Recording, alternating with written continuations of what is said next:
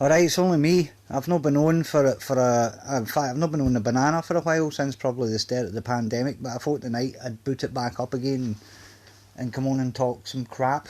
Just probably because the darker nights are in, I can't go out and do anything, so I've got these.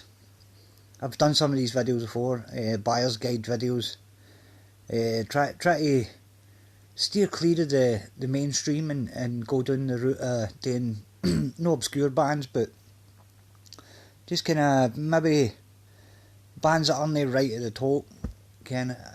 Everybody talk about Iron Maiden and AC/DC and stuff, so tonight I'm going to talk about Blue Oyster Cult, one of America's what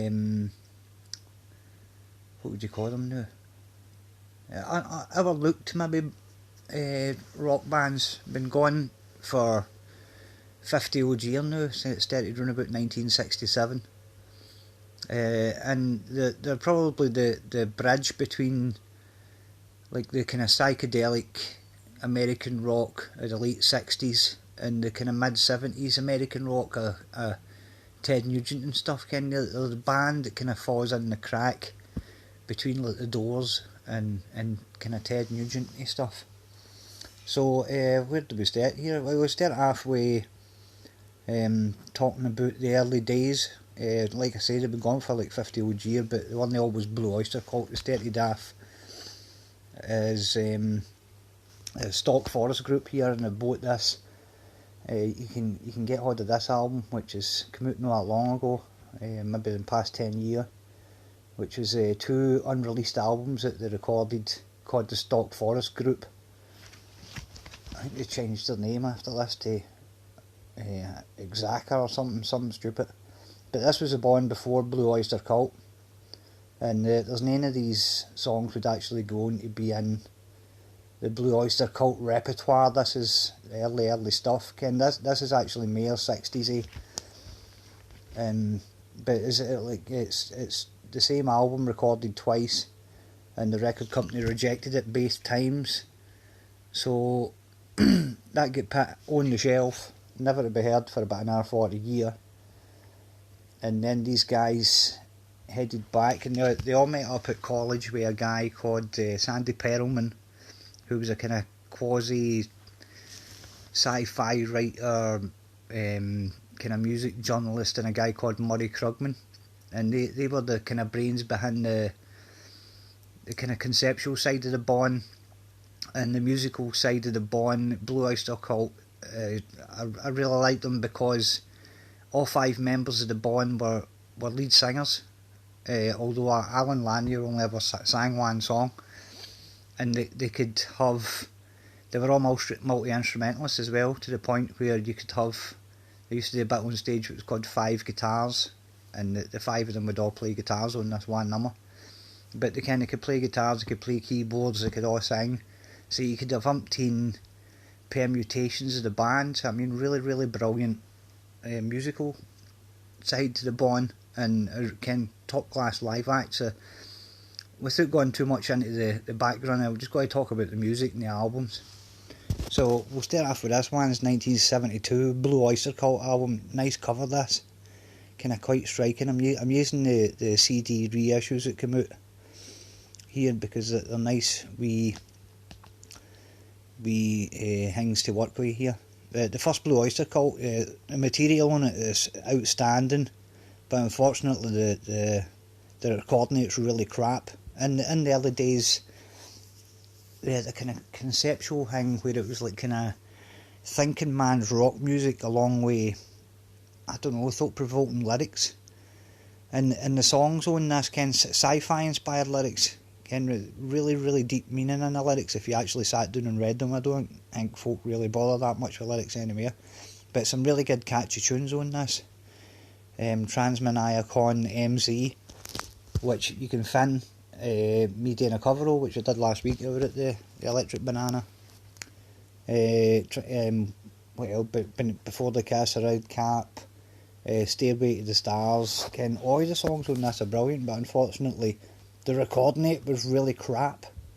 So it never really done anything, but it kind of got them kind of established, and they would hit the road and do dates with bands like Kiss and Uriah Heep and Rush and everything, and they would be on that treadmill of the American Midwest, where they eventually would make some headway there. But I mean, it was Sandy Pearl and Murray Krugman were producing their albums. They should have really got a real record producer, because these albums, although they're conceptually and musically brilliant, they sound no as good as they could have.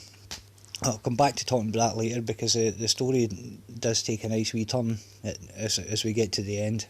Second album, Tyranny and Mutation, staying in the same kind of conceptual, the black and the white. That was the idea behind the Blue Oyster Cult here. Tyranny and Mutation, another good album in the same vein. Game of Two Horse, really. The first side of the album's all classics like The Red and the Black, Seven Screaming Dizbusters, Hot Rails to Hell, and the second side of the album's maybe a wee bit more laid back.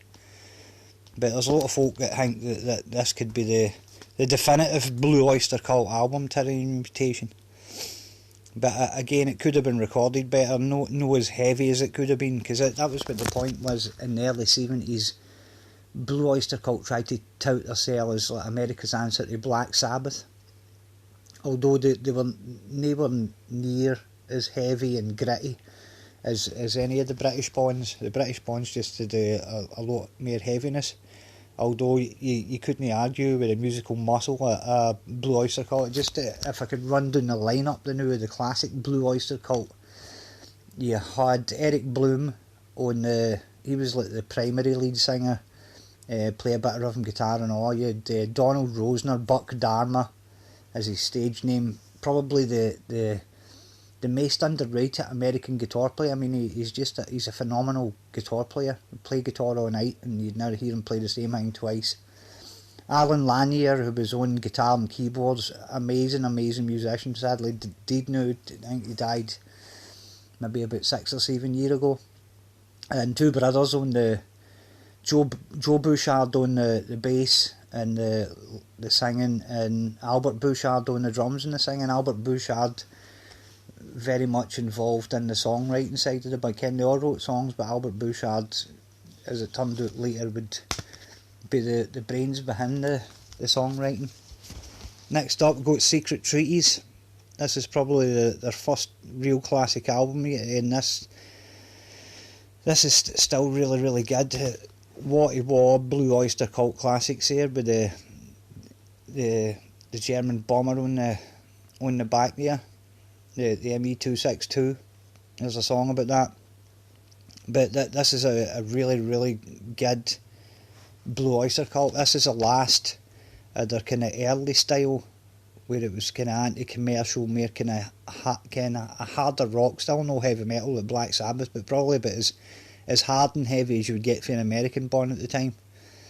But kind of all the songs on there: Harvester Eyes, Career of Evil, Subhuman, Dominance and Submission. Kind of it's what he was, Blue Oyster Cult classic tracks. Kind of if you were going to wonder where to start with Blue Oyster Cult, then I'd probably recommend starting with Secret Treaties, because it's just a really, really good American rock album. But again, never broke them that big. They were on the treadmill still with your usual 70s grafters, Kiss, Rush, Uriah Heep, the likes. And then they recorded this live album called On Your Feet or On Your Knees. Really cracking cover there with the black limousine with the BOC symbol on it sitting outside a church. Just gives them that kind of, just that dork kind of attitude that they've got. This nice facsimile of the original double album with a lot of them there are stunning playing the guitars, just like the 5 guitar things they would do in concert. But classic live album, maybe not the best recording, but they kind of, this broke them a wee bit more, kind of a bit like Kiss Alive. Kind of when bands done that in the 70s, they would record a few albums and then bring a live album out, and you tend to find with a lot of the bands, the live album would just give them that wee fit up, where folk would get the live album, start buying tickets to go to their shows, and in the process buy their new albums when they're going about touring them. So I mean that's really good as well. BOC make hundreds of live albums as it turned out. That was just the first one. Could still be the best. It's arguable. Next up, they're starting to change their style a wee bit here. Agents of Fortune. This is the album with Don't Fear the Reaper on it, which turned out to be a massive, massive hit for them. And I think Agents of Fortune is still the biggest selling album, if I can remember there. Agents of Fortune refers to the playing cards, which that was what the Bond called playing cards at the time, so the name of the album going to that. I don't really find Agents of Fortune to be their best album, but because it's got the Don't Fear the Reaper song on it, it's got It's I Was Gone Be Mentioned, Ken. You've got other things like True Confessions and ETI, which are really, really great BOC songs, but in the second half maybe tends to wander a wee bit. Getting quite eclectic style, Ken, because you've got 5 guys writing songs, they would all come in with different things, and you would end up with an album that wasn't really that focused. And that would be the case for the next couple Blue Oyster Cult albums, where there would be some really good material, but it was just too unfocused, Ken. It wasn't like a heavy metal album or a hard rock album or, Ken, even a light rock album. It was just all over the place. But, Ken, Agents of Fortune, probably among that bunch of classic American albums, Ken. The cover's quite famous too. Anyway, moving on. Spectres, again, could have been recorded better. Again, some first class material on it, like Are You Ready to Rock, big hit Godzilla. There's a song on it, I'm Not the One You Were Looking For, which sounds like a rip off of the Cars, Just What I Needed, although I think that was the case, where they knew they were ripping off the Cars. They wrote a song that sounded like the Cars and the producer wanted them to record it. What else is on that? Nosferatu. Spectres is a no bad album, sonically challenged. Also contains the great Golden Age of Leather, which is a really, again, it's only about 5 minutes long, but it's a really epic track. And these were the glory days of Blue Oyster Cult. And then round about that, they become quite a big concert draw round about this time, because they'd got to sell one of the first laser shows, and folk would go, kind of talking about the late 70s, people going, smoking blow and want to go to a loud rock concert, see lasers, to go and see Blue Oyster Cult. So they thought, because there was that many folk got to their shows but no buying their albums, their albums kept flopping a wee bit. They're recording a live album, this one called Some Enchanted Evening there, with the Grim Reaper, Don't Fear the Reaper, the Grim Reaper on the front there, with the horse with the Blue Oyster Cult symbol on it. This is expanded version. The original one only had 6 songs on it, and there was no reproduction of what was on the first live album. These were fresh tracks like Astronomy, and a couple of cover versions are in there as well. Kick Out the Jams by the MC5, and what do you call it? We Gotta Get Out of This Place by the Animals. This is this is the biggest selling of the live albums. This kind of got them back for the brink. They sell a few copies of this album, just because folk wanted a memento of the live act. So after that, they knew that the Murray Krugman and Sandy Perelman thing wasn't working out, so they got a real producer in, and they got Tom Werman, who had been working with Ted Nugent, Cheap Trick, and would go on to do massive selling albums for bands like Motley Crue and stuff, the 80s metal mob. And they made this album called Mirrors. Folk that like the early Blue Oyster Cult, they're not really daft about this, because it seemed kind of trying to be a bit more pop. and again, I quite like it, but again, there's folk just think that it's too arena rock. But good songs like Doctor Music and The Vigil in there, and God, it mirrors the song itself. I Am the Storm. Yeah, really good listen. But again, quite eclectic, but a bit more unified because of the record producer producing the whole record. Maybe a bit of a crap album cover. With the mirror thing there. But again, the Blue Oyster Cult, simple there at the bottom, so you know what it is. But again, a bit of a low-key cover. But an album that I think they were expecting to do gangbusters, but didn't. So, after that, they decided, we can't do that, we need to go back, try and go back to the kind of early days and do something a bit more heavy. So they got Martin Birch in, producer of Deep Purple, Whitesnake, Rainbow, going to work with Iron Maiden and stuff.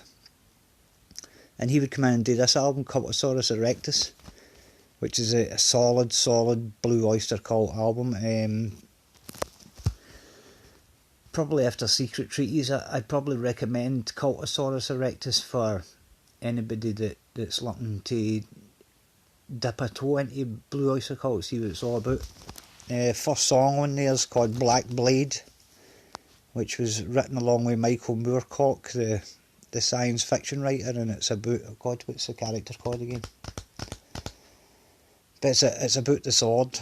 I'm not a big reader of science fiction and stuff, but that's on there, and the rest of the stuff is really good high tier music. But again, for some reason it just didn't catch on. I think the Blue Oyster Cult had a wee bit of that thing that Kiss has got about them, where it doesn't really matter how good a song or how good an album they make. It's just folk aren't going to get into it because of who it is or what they look like or whatever. You've got Eric Bloom, amazing singer, great frontman, but he's got a beard and mirrored sunglasses on. You can't really see what he looks like. He's not like a hair metal band poser singer guy. So they would go on the Cultosaurus Erectus tour, and on that tour Sandy Perlman had always wanted a chance to manage Black Sabbath, and he finally got to manage Black Sabbath. So he had Black Sabbath and Blue Oyster Cult out in the same tour, and they did a tour called the Black and Blue Tour. And if you can get hold of this is well worth getting. It's a DVD. You used to be able to get it on video cassette, but they've not got it anymore. It's out of print. But it's Black Sabbath, Blue Oyster Cult. Black Sabbath featuring Ronnie James Dio on the Heaven and Hell tour, mixed up with Blue Oyster Cult, Cultosaurus Erectus tour. Really good concert DVD, although maybe too short. I would like the full set of both bands, but that's all you're going to get.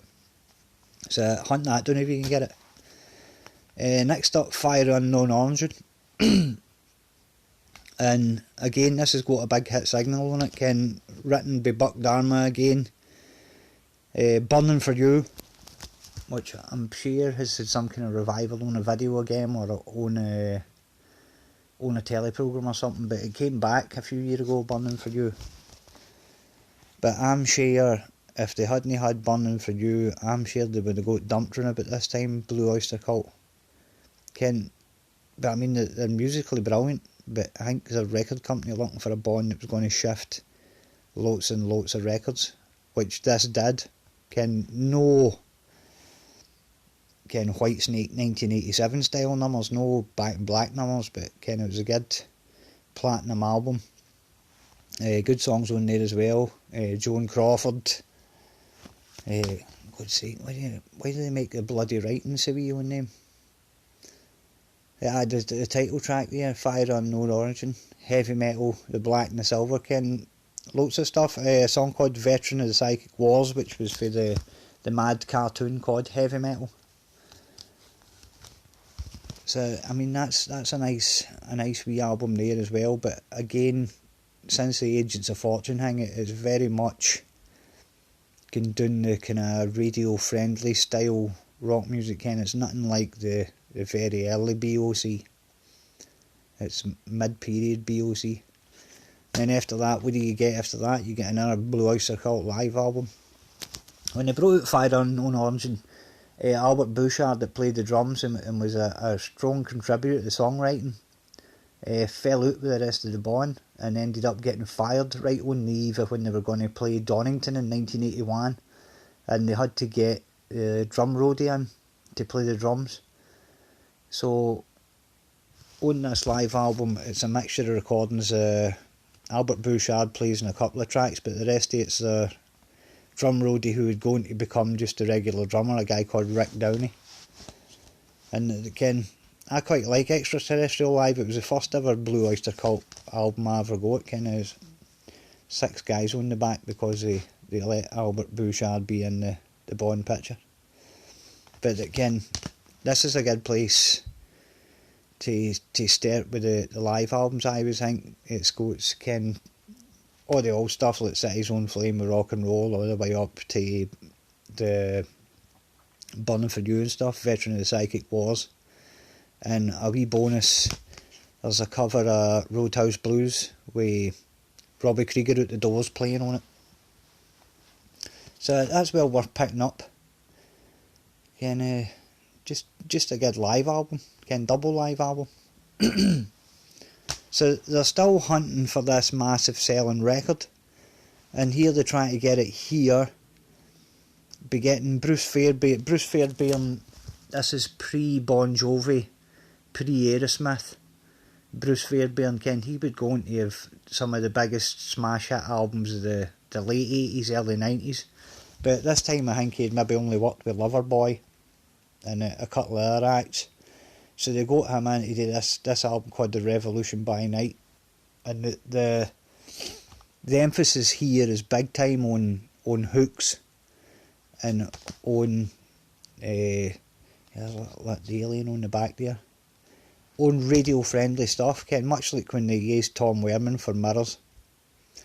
You got songs like Take Me Away and Shooting Shark on here, which were kind of decent sized radio hits, but again, never done the kind of gangbuster numbers we were looking for. Quite like the cover of that. It's a really good album actually, although there are a couple of songs, a song called Eyes of Fire on it, which you could swear was Toto or Journey or something, very much in that style. Rick Downey's still on the drums here, but I think they maybe got away with it for one album before they started to feel the impact of Albert Bouchard laying the bond, and the material starting to suffer. But there's nothing wrong with The Revolution by Night. It's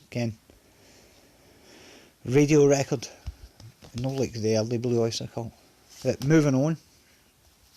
Next up, this one called Club Ninja, which is a kind of strange album. I'm trying to think. But this time that there's other guys starting to leave. Joe Bouchard, this would be his last Blue Oyster Cult album, and Alan Lanier would leave after this as well. And was Alan Lanier on the tour? No, I don't think Alan Lanier done the tour, and it ended up, because there was only 2 of them, it was only Buck Dharma and Eric Bloomby this time, so they called it Two Oyster Cult, because there were only 2 guys there. But there's guys falling off all the place. This isn't Blue Oyster Cult's best album, but they're doing covers of Bob Halligan songs and everything on here. They've ran out of material, and I think they've realised that they're never going to have that massive big selling album that bands need to have. So they went, I think, even split up for a while after this one, and Dire Straits at this time. And the whole time that Albert Bouchard was away doing trying to do this Sandy Perelman idea called Imaginos, which is all the songs for the early Blue Oyster Cult albums are all linked in some way through the lyrics and stuff. Again, if you're just the kind of person that puts a record on and taps your foot to it, then you'll know in about this. But there's some great big plan to make this album called Imaginos, and Albert Bouchard had been trying to do it for years. He had left the band in 1981, and then this album finally appeared around about 1988. And it's called Blue Oyster Cult, although the whole band never really did an input into making it. It was mostly Albert Bouchard and a bunch of session musicians, but nobody was going to buy it unless they would get more sales if it was called Blue Oyster Cult. So the rest of the band's already got links to the Sandy Perelman thing, so they bring in Alan Lanier come back, and Eric Bloom and Buck Darmer played on the album, sang a couple of songs and stuff. I think Joe Bouchard might have done, I don't think he played any bass, I think he might have done a bit of backing singing or something. But there's an army of folk on this album that have got nothing to do with Blue Oyster Cult, no least of which is Joe Satriani, who apparently played a lot of guitar on this album. But it's a good record. It's all its time, sound wise. Again, it's got that kind of late 80s big echoey drums and that kind of stuff. And it's no complete. If MD cares, then I think it's next month. But Albert Bouchard is bringing out his full version. There's only 8 songs on the Blue Oyster Cult Imaginos album. The Albert Bouchard's bringing out like the full 2 hour his version, which has been sitting about since the early 80s, called Reimaginos. So if you like a bit of Imaginos, then maybe get stuck into their own. But they're not rhyme with Imaginos, although I don't know if I would include it in with the real Blue Oyster Cult album, because they never go near it live. And they done some daft things on it. It had Astronomy on it, only Astronomy is usually sung by Eric Bloom, but on the Imaginos album it's Buck Darmer that sings it, which gives it a wee nice different thing. But anyway, they lost their deal round about this time, and they turned into a solid touring act. And I don't have any of them here, but there are a million Blue Oyster Cult live radio broadcasts, because they're a classic live band, and you can get so many, download them for a torrent site or whatever. I must have about 50 radio broadcasts by Blue Oyster, and they're all brilliant. They really are. They're great live act. Around about 1992, they went back into the studio and recorded this cult classic album, which is Derek saying Club Ninja played once, then so old. Right enough, Derek, I wouldn't. I've listened to it a few times, but I just can't get into it. This one called Cult Classic, which is a re-recording a lot of the greatest hits. Don't Fear the Reaper, E.T.I. It's just the best Blue Oyster Cult, with the odd curveball flung in there, like OD in Life Itself or Flaming Telepaths. But you've got the Astronomy, the Godzilla, all that kind of stuff. Bore it, maybe listen to it once, never listen to it again. Not because it's crap, it's just because I like the original versions. And that's just the way these things go. I'm not a big fan of re-recordings. Some are alright, some are crap, a bit lazy. Write some new songs. Anywho, the Hunters and Hunters Blue Oyster Cult compilations came out in the mid-90s. The best one out of a lot of them's this one called Workshop of the Telescopes, which is a double CD and goes all the way up to Club Ninja. It's only got one song after Club Ninja on there. It's a song called Perfect Water, which is actually a pretty good song. But heavy on the early stuff. So if you're looking for a decent compilation, how can I get into Blue Oyster Cult? And again, if you can pick this, you can probably pick that up for about a £5 new or less. Good place to start, again, the wee Blue Oyster Cult symbol on there. So they eventually got another deal and managed to get another album recorded here. I think it was with Rod Smallwood, Iron Maiden's Sanctuary Management Company. Back into the studio they go, which for I think this came out in 1998. It's a kind of 10-year wait. That's not even I changed it. It's got 2 covers, this album, and I changed it to the one with the woman on it, because that's the other cover of a guy with a mad face. I like the one with I like the woman better. I just think it's a nicer image. But again, this is a really good album. It kind of gets forgotten about, but See You in Black, Harvest Moon, Power Underneath Despair, in fact, I'm looking down the track listing and it's actually one of the strongest Blue Oyster Cult albums there is, for them being away that long. But you would think with guys that good being away that long, they would be able to come up with some good tunes, and a song called Buck Dharma's Still Burning, which is obviously a sequel to Burning for You, and the last song's Alan Lanier's In Thee for the Mirrors album. It's a nice wee live recording of that just to finish the album off. Heaven Forbid, really good album. And then a couple of years after it, they went in and did this Curse of the Hidden Mirror, which is a better album than it gets credit for. Everybody talks about Heaven Forbid being really good and this being no as good, but it's no. It's actually it's a good album. Maybe not quite as my phone's paying out. Not quite as brilliant as Heaven Forbid, but still good. Still a good listen. Song like Pocket and Dance on Stilts. Reissue that just came out this year. It's well worth getting because it was hard to pick up for a while. You'd be talking about paying £20 for a second-hand copy of the out-of-print original version, but you can get that now for about a tenner. Just out this year. After that, they brought in a live album out, called The Hard Day's Night, which came with a DVD, and one of the weird things where it's a CD, like about half the concert, and I think Astronomy's on the CD but no in the DVD concert. Again, it's quite confusing about why they did that.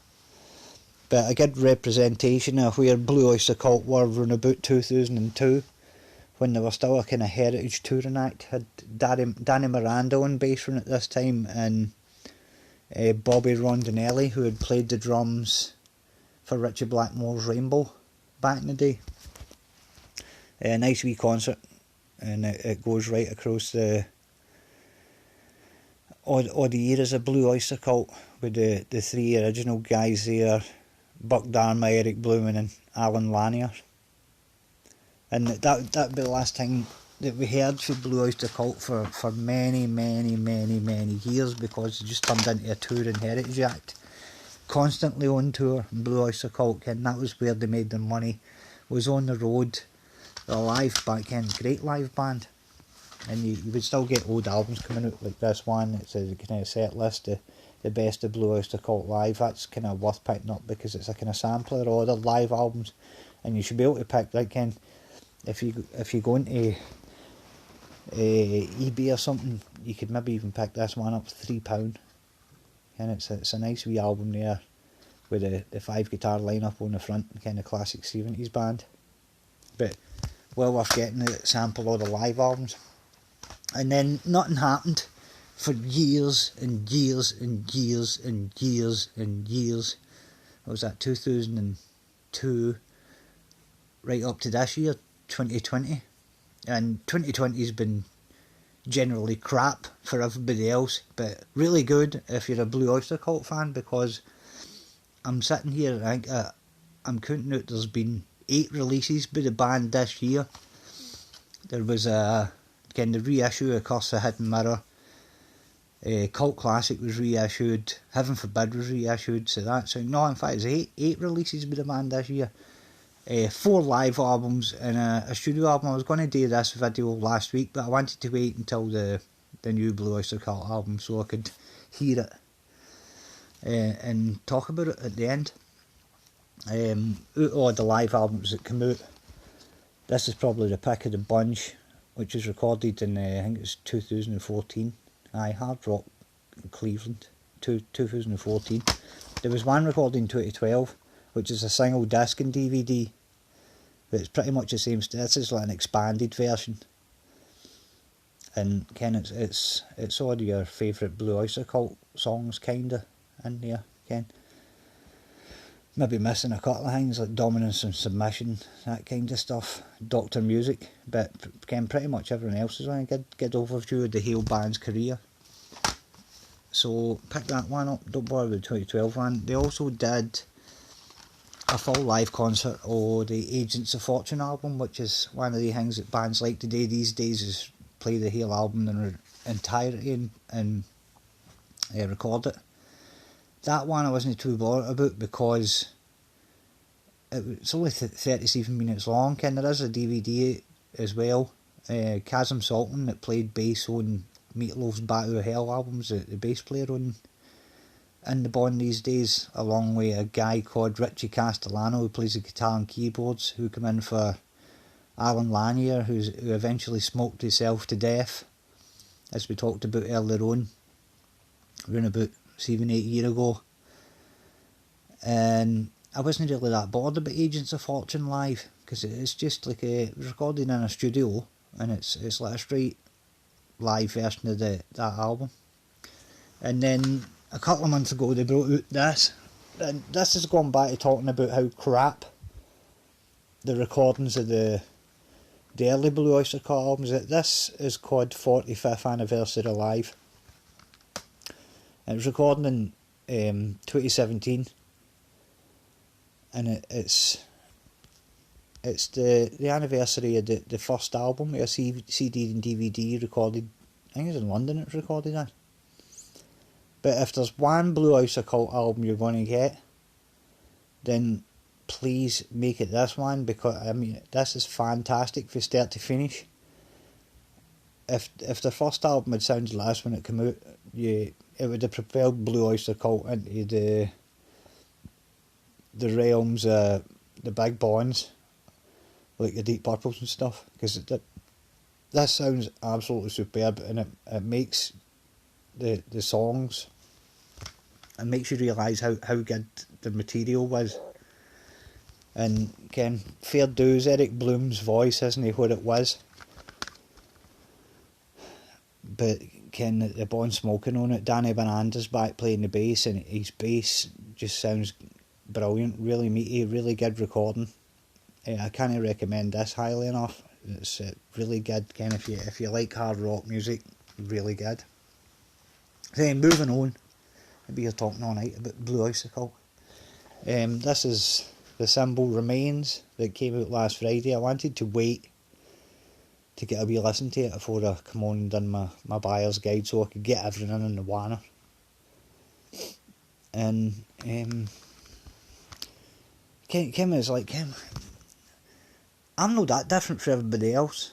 Kim, when a band brings a new album out, you're always kind of, I like the old stuff, but Ken, I always try to give things a chance, and then you do end up, Ken, everything that's an old song now was a new song at one time. And I gave this first couple of spins, and the radio friendly stuff is front loaded there with It Was Me and The Box in My Head and Tainted Love are front loaded, Ken. They're the most kind of ear friendly hooky songs. So when you start listening to it, you're like, it's like a pop rock album. But Ken, it really does get down and dirty, Ken. There's stuff on this. It's the heaviest stuff that Blue Oyster Cult's ever recorded. Mostly the Eric Bloom songs.